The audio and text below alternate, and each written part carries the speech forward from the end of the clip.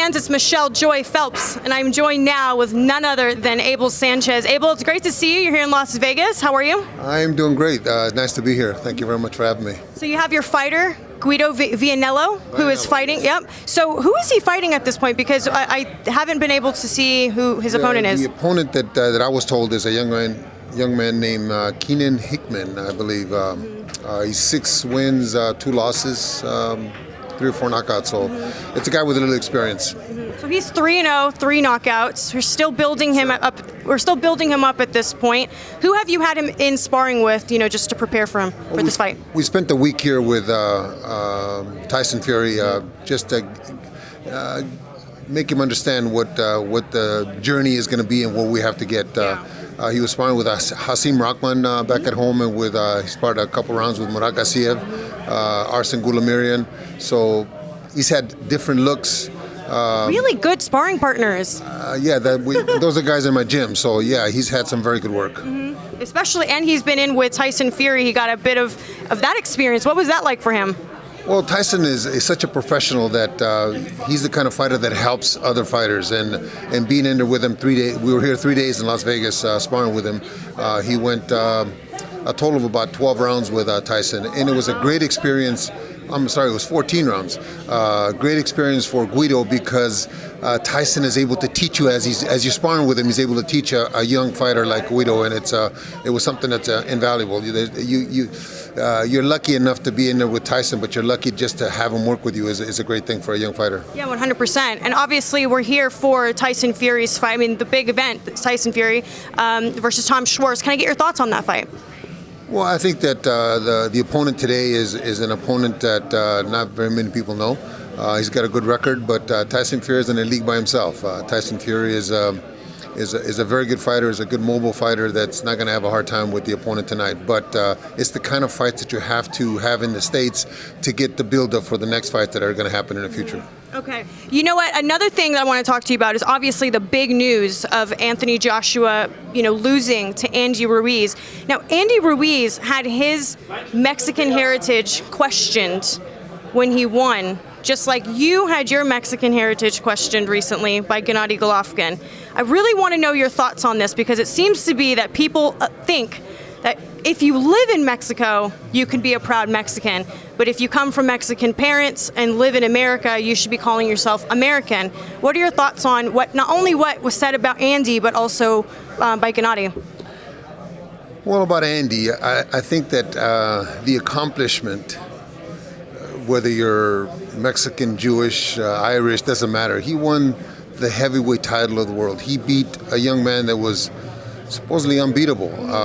He won 3 belts. His parents were born in Mexico. He was born here in the U.S. They spent a lot of time in the Imperial Valley, which is real close to the Mexican border. He was raised in a Mexican household. If he wants to be called Mexican and he's Mexican and he wants to be proud of being a Mexican and he won the title, he's an American citizen obviously, but he won the title and he is proud that he's the first Mexican of Mexican descent, let's just say, right, that has won the heavyweight title. I think that's his right. I think that we're putting too many obstacles in front of the accomplishment. Do you think it's a way to discredit him, to say well, he's not the first to make history that way because he's not technically born and raised in Mexico? Well, I think he was raised in Mexico. I think that they spend so much time over there, and he has lived across the borders in Mexicali so many years that technically, other than having an American passport, he actually was raised in Mexico.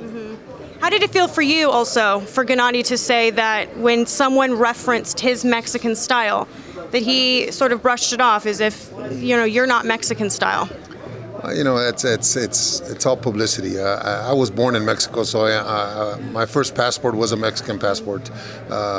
When my mother immigrated us here to the United States when I was 6 years old, I became an American citizen, but I was born Mexican. But does it bother you to hear that? I mean, because you basically molded him into the fighter he is today, and to basically be told, you didn't really mold his style, that's got to burn a bit. No, it doesn't. I'll tell you what is more valuable to me, the fact that we went 9 years, 23 knockouts in a row, 20 defenses of his middleweight title, the highest KO ratio in boxing middleweight history. it doesn't bother me. What I have to go by is the accomplishments that we had in those 9 years. Okay. Now, Murat Gassiev, we know that he's going to be making his heavyweight debut July 27th in Arlington, Texas, against Joey Jabłeczko. Now, we've heard rumors about Joey knocking out Anthony Joshua in sparring in preparation for Andy Ruiz. Although it's been heavily denied, I don't know why it's circulating so heavy, but it is. What are your thoughts on Joey, and what do you know of him thus far? We sparred with Joey, not necessarily Murat, but several of my fighters have sparred with Joey down at Freddie's gym when he was with Freddie Roach. He's a tough guy. I mean, I wouldn't doubt if it's been circulated. I wouldn't doubt if nobody's denied it. I should say I wouldn't doubt that that maybe he knocked Anthony down in the sparring. But he is a tough guy. His losses. He's never been stopped. He stopped on a stool against Charles Martin because I think he wasn't in shape for that fight. But he's fought some very tough guys. He just fought Kuzmin in his last fight and went the distance with him, which is a very hot prospect. So Murat's got a difficult fight on his hands, but it's the kind of fight that if we're going to enter into these sweepstakes, heavyweight sweepstakes, we need to jump right in and get recognized as a heavyweight. So how many more fights in do you think that you would or how many more fights this year would you like to see Murat fight? Well, Leo Korlinski, his manager, and I have discussed that. We'd like to see him fight this fight and then 2 more fights before the end of the year. Have him by the end of the year in some kind of contention for some kind of minor belt so that we can be considered hopefully next year for some kind of the real belts. Does a rematch with Usyk fall high on that list? If it's something that happens in the journey, then of course, I'm sure Murat would love that fight. But Usyk's got his own travels to get to the point where he's going to be a viable opponent. If they fight, it'll be for some kind of title. It won't be just a 10-round fight. There's rumor going around at this point that this fight this weekend could potentially be up for the WBO title. There's talks of possibly stripping Andy Ruiz, much like the IBF stripped Tyson Fury when he defeated Wladimir Klitschko. What are your thoughts on that when these organizations are forcing them to have to make a decision between, the immediate rematch is obviously what Anthony Joshua wants and is contractually obligated to, but then also the organizations sort of enforcing this? I think that's unfortunate. I think that the Ruiz fight just happened a couple weeks ago, and it can't be that the rules are already going to be enforced so soon to make it that they're stripping him of a title. If they go through the Board of Governors and they go through the process of applying some rules, I imagine it would take 2 or 3 months. It wouldn't be in a couple weeks. So it's unfortunate that they have the influence of the organizations have to tarnish such a great accomplishment for Andy. Right, and not just that, but I mean, it doesn't surprise me at all considering the IBF did it so quickly. I think if it was like within a week or not even 2 weeks of Fury winning the title. I don't remember quite the circumstances in that, but it is unfortunate that they do have to use their influence to do that. Let the man enjoy his belt. Go through the process of sending the letters that apply to whatever rules they're trying to impose. But I don't think any of that was talked about before the fight, before the Ruiz-Joshua fight. In other words, what I'm saying is that they weren't talking about stripping Joshua if he didn't fight somebody. And all of a sudden he loses the title, and now they're trying to use their influence. So I hope it doesn't happen. If it does, well, then that's just boxing. Unfortunately, getting in the way of itself. Were you just as surprised as everybody else what happens on June 1st when Andy Ruiz knocked down Anthony Joshua 4 times? I'm not going to say I wasn't surprised, but I knew that it could happen because I had Andy in his only loss against Joseph Parker.